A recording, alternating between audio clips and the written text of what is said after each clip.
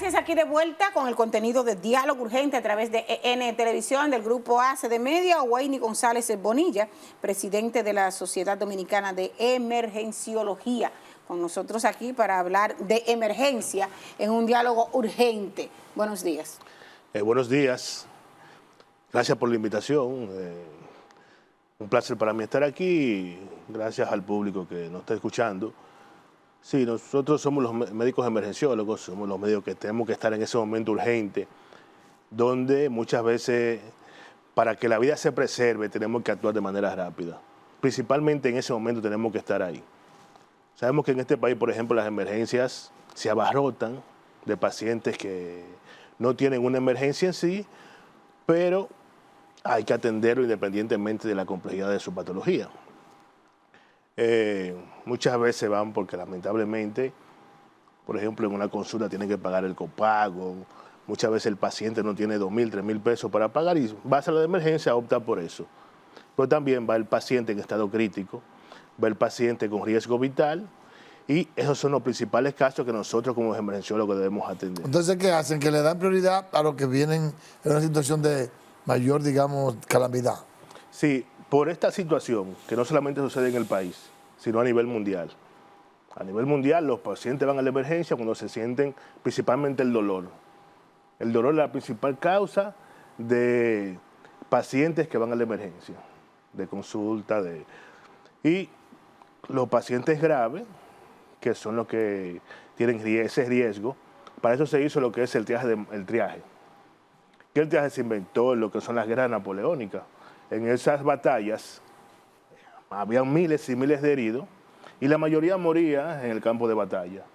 ¿Qué pasa? Dominic Jean Larry, que fue que dirigía el equipo sanitario en esas batallas, dijo, bueno, vamos a formar un grupo de personas que nos digan cuáles soldados están en peores condiciones y nosotros lo vamos a atender, porque nosotros, si nos ponemos a atender miles de pacientes, no vamos a dar abasto y se nos van a morir como están haciendo. Y eso ya se llevó a la actualidad. Y aquí en el país usamos lo que es el triaje de Manchester. El triaje de Manchester es una escala de triaje que se hizo en la ciudad de Manchester, inglesa, que tiene 5 niveles de atención. Y por niveles tú atiendes al paciente por prioridad de patología. Está por ejemplo, el paciente que tú lo clasificas rojo, que es el paciente que tiene riesgo vital, o sea, riesgo de morirse o riesgo de que haya una lesión permanente de un órgano. Ese paciente debe ser atendido inmediatamente si llega a sala de emergencia. Está el paciente naranja, que es el paciente que no tiene ese riesgo vital, pero si no se atiende en los primeros 30 minutos, se puede complicar. Está el paciente amarillo, que es el paciente que va muy frecuente a la emergencia, que es el paciente que tú ingresas, que te da un tiempo para poder atenderlo, con un dolor abdominal, un paciente con un trauma, que no haya signo de shock, un paciente con un ACV que tú lo califiques isquémico, que te da un tiempo para tú poder atenderlo de 1 a 2 horas. El paciente no urgente, que es el paciente que clasificamos verde, que se te da un rango de 1 a 2 horas para atenderlo, y el paciente azul, que es un paciente que puede esperar hasta 4 horas para atender. Eso no quiere decir que si me llega el azul y no tengo a más nadie, yo lo voy a dejar 4 horas. Ahora, si me llega el azul y me llega el naranja, yo le voy a dar prioridad al paciente que está en peores condiciones y que tiene riesgo de complicarse. ¿Y hasta dónde se cumple ese protocolo? Que yo lo considero maravilloso, sí. Pero todos hemos estado en una sala de emergencias y vemos lo emergente que es, lo urgente que es que haya un personal que reciba al que llega con un pariente o malherido o con un dolor de pecho y que a uno le digan, aguántese, lo atendemos ahora. Mira, ese protocolo es un protocolo que es obligatorio. Es obligatorio según el Ministerio de Salud Pública. En todas las, donde quiera que una sala de emergencia, tiene que haber triaje. Y se ponen en los carteles. Triaje no es la atención directa al paciente, sino tú solamente clasificarlo. Decir, un personal... ¿Por qué usted viene? ¿Por qué viene? ¿Qué le pasa? Hace una evaluación rápida y le explica a esa persona, mire, usted va a esperar un momento ahí porque tenemos un paciente en peores condiciones, que es es lo que debe hacerse, explicarle siempre al paciente por qué debe estar ahí. Yo sí he visto que hay una falta como de información, de orientación del paciente. Usted la ha visto, yo la he vivido. Realmente, tú no debes esperar que un paciente llegue a la emergencia para que él sepa lo que es una escala de triaje. De hecho, en otros países yo he visto anuncios en televisión que le explica al paciente, que le orienta, y el paciente cuando va a la emergencia ya sabe que tiene que esperar. Cuando esté en la emergencia, el paciente se olvida. En ese momento, si no está orientado, es lo que quiere que lo atiendan. Mira, aquí hay una crítica constante con los denominados rebotes. Gente que llega en situación de emergencia, situación crítica, y no la atienden porque supuestamente no tiene en ese momento la capacidad de dejar un depósito a veces millonario. Como si una gente anda en la calle y anda con 200,000 pesos en los bolsillos. Entonces, ¿qué hacer? ¿Qué es lo que hay que hacer? Porque no sé si hay falta de sensibilidad o el negocio puede más que todo. Pero el caso es que es inhumano, es perverso que una persona llegue y la deje morir porque no tiene en un momento un depósito. Mira, de hecho, muchas veces ante los hospitales públicos sucede eso, el llamado rebote. Que tú dices, no tengo la capacidad para atenderte, ve para otro hospital. Mira, dice la Ley General de Salud que todo paciente que llega a sala de emergencia debe atenderse, independientemente de que sea público o privado. Atenderse en ese momento, principalmente en el momento crítico. Por eso las salas de emergencia, en todas, que quizá no se cumpla, pero se exige que haya una sala de trauma shock, o sea, un lugar para atender a los pacientes críticos. Que debe haber un carro o una caja de paro. Ese carro de paro debe tener los utensilios que se necesitan para atender a ese paciente en ese momento. Tiene que haber un desfibrilador, tiene que haber un laringoscopio. O sea, cómo tú atender y estabilizar a un paciente crítico debe haber en esa sala de emergencia, independientemente de la complejidad. Porque sabemos que hay hospitales que quizás no tienen la capacidad para atender a un paciente complejo, pero en la emergencia debe haber la capacidad de atender a ese paciente, estabilizarlo y después te lo refiere a otro lugar, lo envía a otro centro de salud de mayor nivel, a una unidad de cuidados intensivos, pero esa sala debe estar ahí en todas las emergencias. ¿Y no se constituye en algún momento en un obstáculo para que fluyan esas atenciones las ARS? Por ejemplo, usted lleva a un paciente con un caso que usted considera que es una emergencia, pero le dicen deja el paciente ahí y vaya a caja, deposite el seguro mira el reloj y le dice, si dan las 8 de la noche no podemos trabajarle porque tiene que dejar un depósito en efectivo, no podemos trabajar con el seguro porque la aseguradora trabaja hasta las 8. Ha pasado y le grafico esta experiencia porque la viví y hasta que el seguro se dio la hora, el seguro ya no me iba a funcionar en ese momento, hubo de hacer un depósito en efectivo y entonces ahí comenzaron a trabajar con el paciente. No, que las emergencias deben atenderse. Con un dolor de pecho que pudo haber sido muscular, pudo haber sido infarto. No, siempre lo que hay que empezar en el infarto. Un dolor de pecho puede ser. Y por eso uno lleva a ese paciente a emergencia. Exacto. Entonces usted se encuentra con un personal.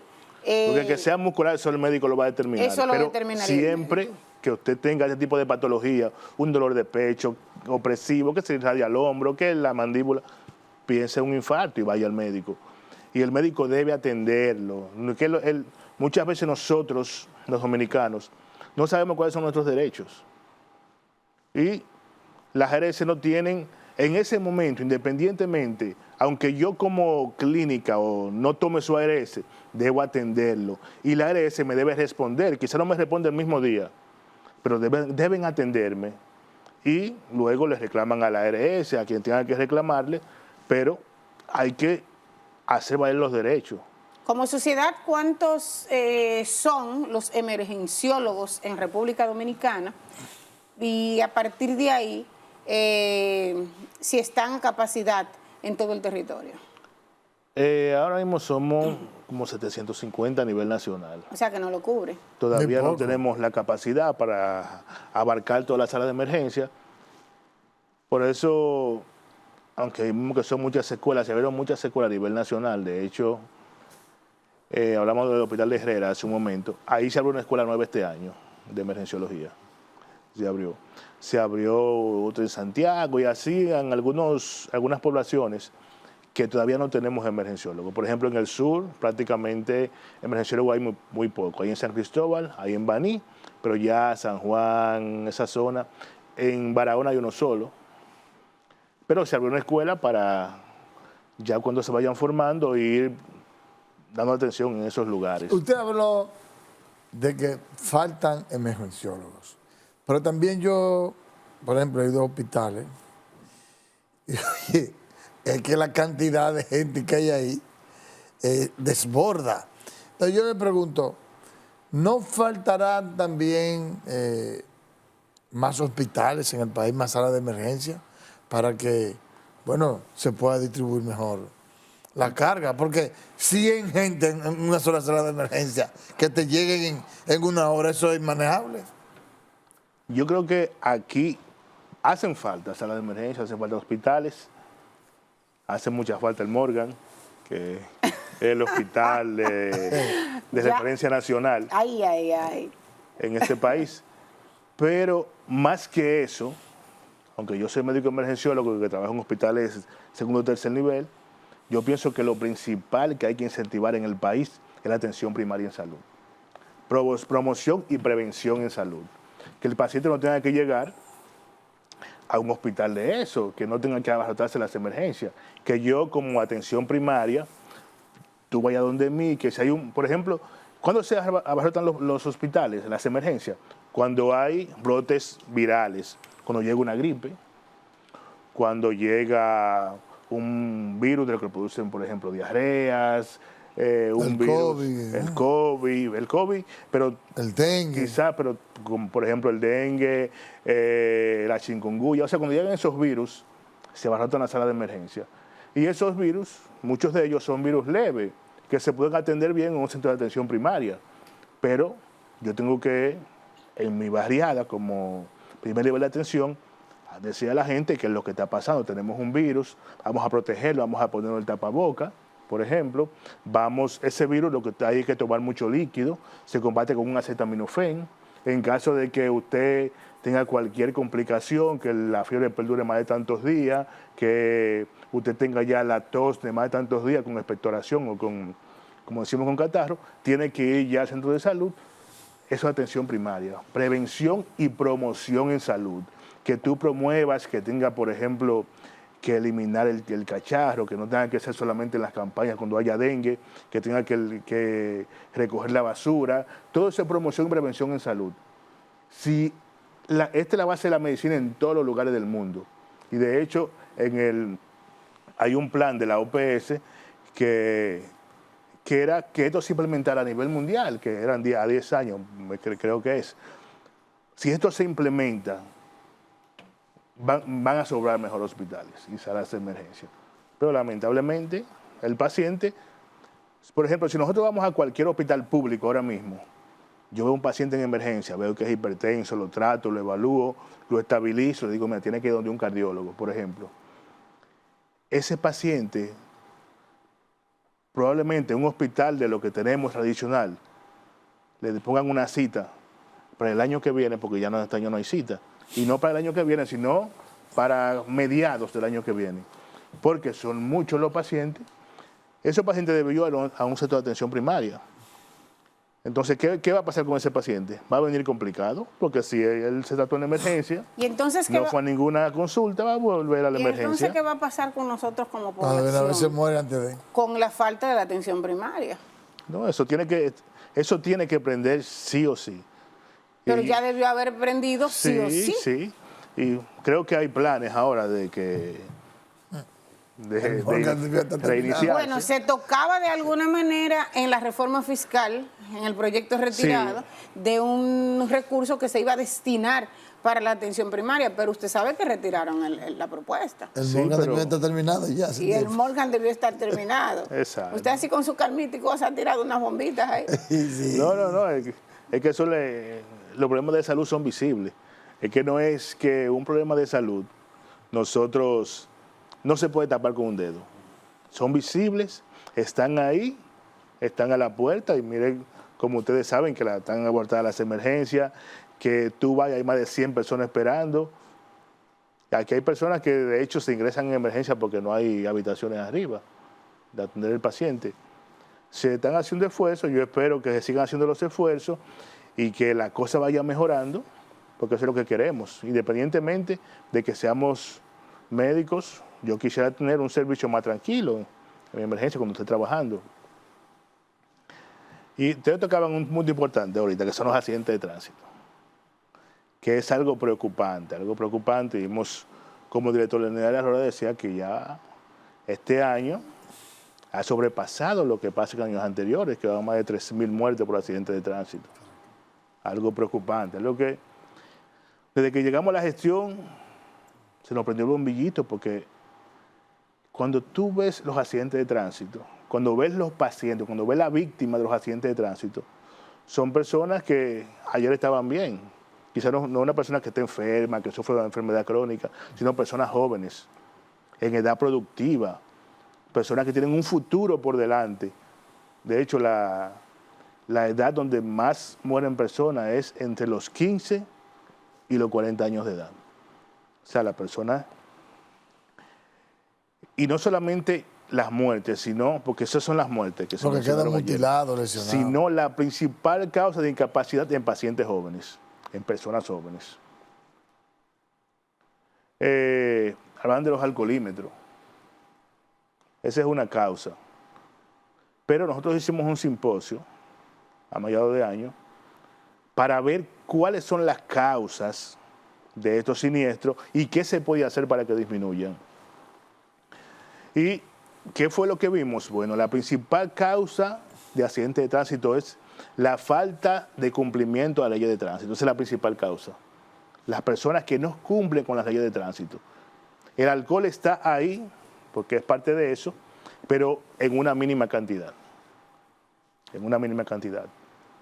Y vemos que... Pues entonces ahí falta ¿qué? Ahí falta la autoridad. Sí, ahí falta lo que es régimen de consecuencia.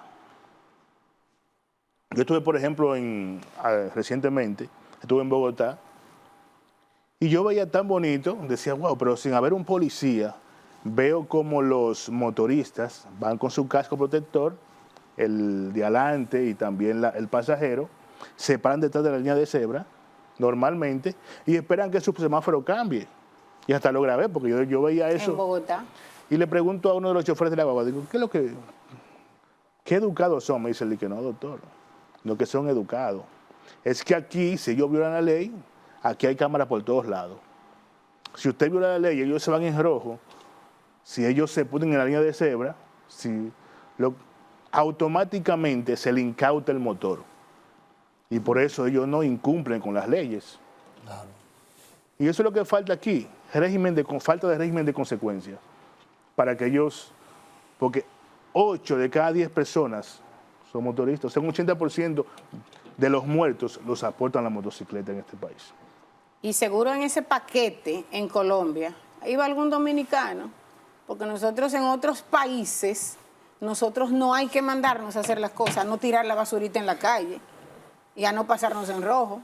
En otros países, aquí lo hacemos. Sí, ayer me decía específicamente un dominicano que vive en Estados Unidos, me dice, doctor, es que hablábamos de lo mismo. Me decía, es que allá también tú te vas en rojo, tú no ves a nadie, pero inmediatamente al ratito tú ves un par de motoristas detrás de ti. Te dicen, usted se fue en rojo en tal sitio. Siendo dominicano, me dice, nos ha pasado eso allá. Entonces ya el dominicano tiene el temor. Porque el dominicano aquí desde que llega en el avión, se transforma. Se transforma. Lo que piensa es en beberse una presidente, lo compra en el mismo aeropuerto. Bueno, y no es que la compran, es que se la venden. Sí, siempre sale con su funda de ron. Porque es que hay un problema, porque aquí en las estaciones de combustibles, claro. En las estaciones de combustible, en el carro, ¿qué es lo que hay? Lo que usted espera. Sí. ¿Qué es lo que hay? Es bebida. Tú vas a ver vehículos y entonces, ¿dónde se regula eso? Es un problema de origen, doctor. Y a veces se sorprenden en esos países cuando tú dices que tú puedes andar en la calle con una botella.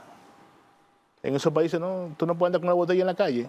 Ah, Yo estuve en Cusco, en Perú, y me decían, en Dominicana, si eso se puede hacer aquí, sí. allá. Cuando usted deja el vehículo lavando, usted entra al food show y usted no va a tomarse un café, ni a Entonces, comerse una galletita, ¿eh? Hay muchas cosas que se pueden hacer Esa de para que buscar esto una disminuya. pequeña, o la nueva marca, o el Exacto. nuevo miembro de la familia de la marca. Es eso, doctor, Eso es así. gracias. Wayne González Bonilla, él es emergenciólogo. Han avanzado mucho, doctor, porque Gracias en a una ocasión Dios. tuvimos la oportunidad de entrevistarle y de verdad que era como una especialidad naciente. Sí, Pero aunque estamos desde 2000, el año 2000 fue la primera promoción, 2004. Sí. Empezó en el 2000, en el 2004 será la primera camada. Pero vamos creciendo y vamos obteniendo logros cada vez que más importantes para nosotros. Pues qué bueno, gracias a usted y a ustedes también las gracias. Hasta el lunes, si Dios quiere. Feliz resto del día, buen fin de semana y nos vemos próximo.